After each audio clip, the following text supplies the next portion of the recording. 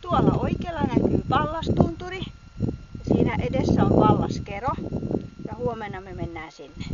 Ylitetään tää suoja. Tuolla on sitten toi Mäntyrova ja siellä ollaan yötä, jos ei siellä ole paljon muita.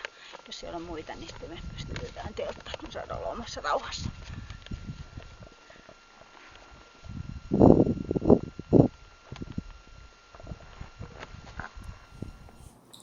Terve, mä olen Ari Jalokinos ja mä ajattelin esitellä tässä vähän mun settiä liittyen tuohon meidän tulevaan vaellukseen tuolla Kevon kanjonissa. Tarkoitus on mennä semmonen 4-5 päivää siellä, tai ainakin 4 yötä yövytään ja kävin tuossa varusteita taas kerran läpi. Ollaan tässä vähän testattukin kesän aikana ja nyt mä olen päätymässä tähän settiin, minkä mä teille esittelen. Ehkä jollekulle tästä videosta voi olla sellainen hyöty, että jos ei ole hirveästi kokemusta alla, niin tästä voi sitten tehdä jotain johtopäätöksiä. Ja missä tapauksessa tämä, mitä mä nyt tulen esittelemään näissä perusvarusteissa, niin ei ole se välttämättä ainoa oikea, koska se riippuu niin paljon siitä, että minne ollaan menossa, kuinka pitkää aikaa siellä on tarkoitus olla. Ja sitten on se oma kunto ja se matkan pituus ja niin edelleen. Se riippuu monista seikoista, mutta yhtä kaikki. Mä uskon, että tämä setti, mikä mulla tässä on, niin tästä varmaan saa ideoita ainakin siihen, että mikä voisi olla se oma ideaalisetti. Yksi perusjuttuhan vaelluksilla on se, että sen lisäksi, että varusteet pitää olla riittävän hyvät, oikeasti kunnolliset, laadukkaat mielellään, niin toinen, että ne ei saisi painaa kauhean paljon. Ja sen tähden tässä käydään nyt vähän tarkastelemaan, että mihinkä mä olen sitten päätynyt oman kokemukseni perusteella. Katsotaan, mitä mulla tuossa pöydällä on. No niin, lähdetään noista peruskuvioista. Ensinnäkin se henkilökohtainen hygienia on semmoinen, mikä on tärkeä. Mä oon ajatellut, että mä pärjään tällä. Mä kyllä lisään tuohon varmaan, ja lisäänkin niin ton antiperspirantin. Mä aion mennä periaatteessa yhdellä alusvaatekerralla ton 4 vuorokautta, joten se antiperspirantti on aika kiva, varsinkin puolison mielestä. Sitten mä olen no niin, tää fokusoi kunnolla. Juomalaiteasiaa niin mä olen miettinyt ja päätynyt siihen, että kyllä tää on ihan vakavasti harkittamisen arvoinen apuväline. Tähän menee semmonen 3 litraa nestettä ja minulle 70-kiloselle kaverille niin tää on aika justiin hyvän kokonen. Mulla riittää ihan reilusti 2 päivää, riittää toi säiliö. Ja itse asiassa täällä, jos tarkkoja ollaan, niin täällä saataisiin mennä 3. päivä. Tuossa muuten on, nämä on tärkeitä, että näiden kanssa tarkkana. Tuossa on jonkun jäälläkin, mutta täytyy toi varmistaa vielä, ettei siinä ole syntymässä ongelmaa mulle. Anyway.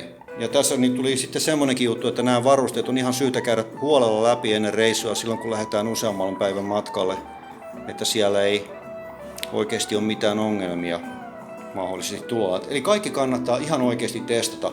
Täytetään vedellä, käännetään ylösalaisin, tarkistetaan, että sieltä ei valu eikä tihku mitään. Sitten tää on helppo täyttää tämmönen, kun on iso aukkonen pullo, niin tällä voi leiriä lähestyttäessä, niin on helppo ottaa täydennysvesi silloin, kun se on tarjolla. Sitä ei välttämättä siellä leiripaikalla, sitten sitä vettä okkan. Niin tää on helpompi. Eihän tämmöstä halua tuota rinkasta rupea kesken reissun niin kaivamaan esiin. Tän antaa mieluummin olla siellä siihen asti, kun ollaan leirissä, ja vasta leirissä tää otetaan pois, jos siellä on sitten se vesipiste jossakin lähellä. Tätähän pystyy tietysti tostakin täyttää. Toinen täyttötapa on sitten täältä varsinaisen suuaukon kautta, että se on näin.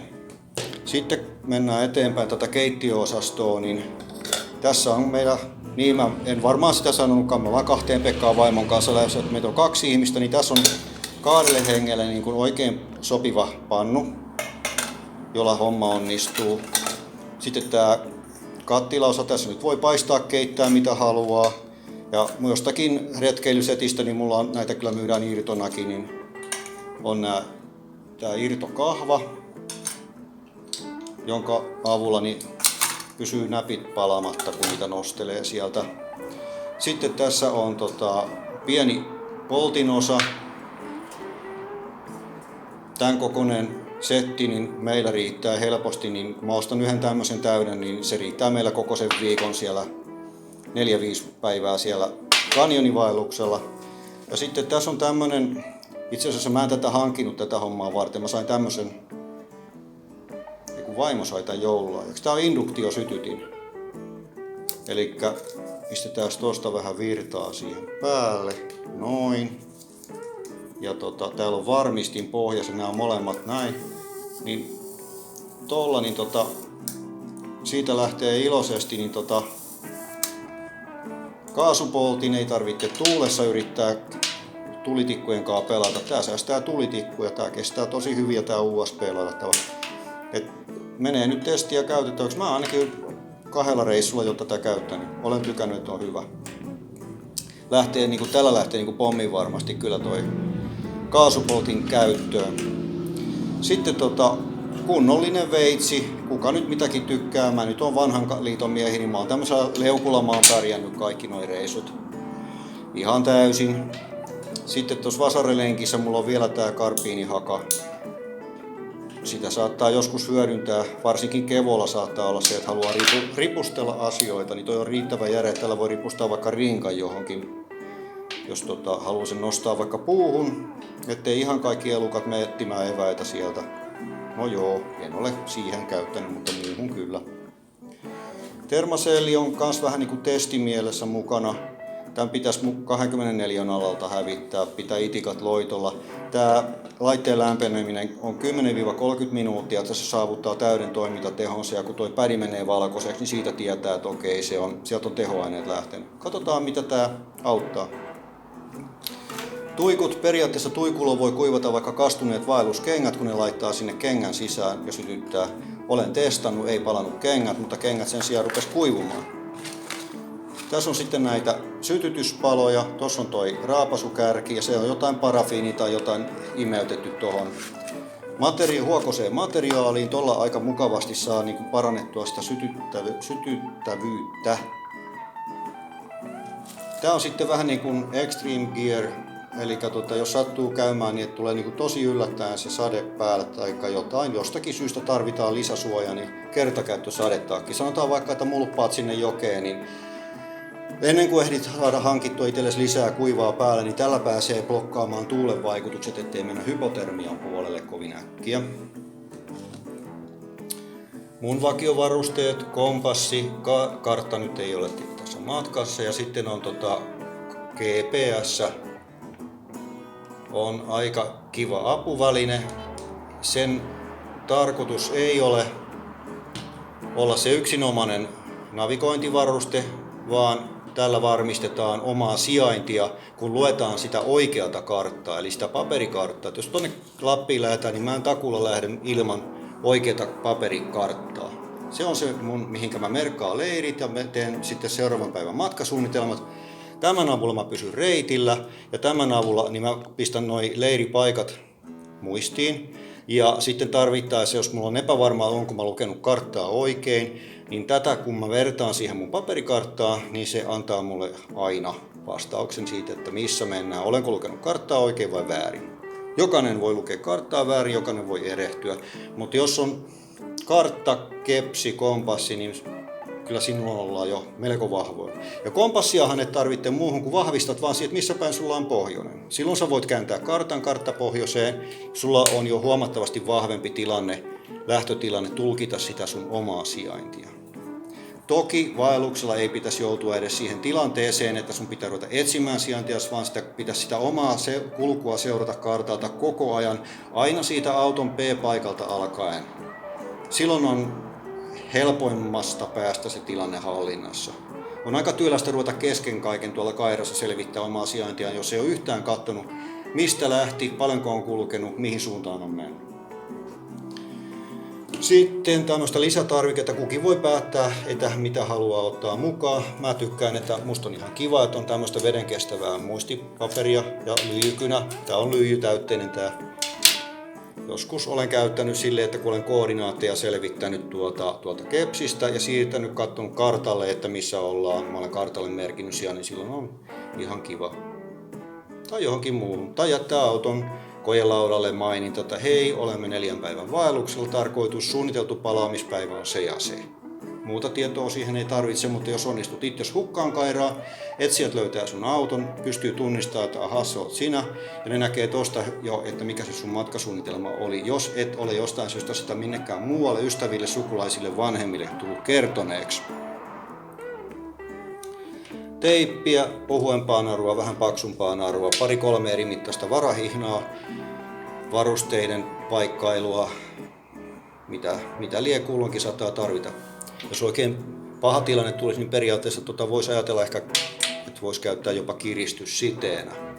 Ja kiristyssiteistä puheen ollen, kun mennään sitten siihen extreme-tilanteeseen, että sanotaan näin, että kaikki muu pettää, tilanne on niin sanotusti eskaloitunut semmoiseen, että nyt menee todella huonosti, niin tämä nurkka edustaa mulle, niin kuin, ehkä tämän sadetakinkin voisi lisätä siihen semmoista selviytymissettiä. Tällä saadaan se välitön suoja, kun on mulpattu ja menetetty kaikki varusteet periaatteessa. Ja sitten toivon mukaan niin nämä varusteet on vielä löydettävissä, kellumassa jossain. Niin tosta saadaan lämpöä. Nämä on semmoisia kemikaalipusseja, ravistetaan, laitetaan esimerkiksi hanskojen sisään tai sukkaan, tämä antaa lämpöä. 8 tuntia luvataan tossa. Vihellyspilli, koska se ääni on hetkessä mennyt, jos alet huuteleen apua, mutta vihellyspilliin yleensä jaksaa aina puhkua ja pillin ääni kantaa huomattavasti pidemmälle kuin huuto. Tutkittu fakta. Jotakin syötävää, millä saadaan energiatasoa nousee. Selviytymisveitsi, tulentekoapuvälineitä. No toi sytkäri nyt on vähän kuriositeetti, että ehkä mä unohtaisin ton sytkäri ja niin kun lähtisin tosta, että mulla on vedenpitevässä pustissa noita tulitikkuja ja tulukset. Tää nyt on bonusta, se tuo ehkä vähän mukavuutta juttuun. Tuolla narun pätkällä ei oikeastaan mitään tekemistä tässä selvitysvarusteessa, koska näin lyhyellä pätkällä niin ei oikeastaan tee mitään, että kannattaa enemmän lähteä siitä, että sulla on se 2-3 metriä sitä narua, niin sillä voi tehdäkin jo jotain. Eli semmoisena yhteenvetona mä vielä sanoisin, että kun suunnittelet vaellusta, mieti tarkkaan mitä varusteita tarvitset.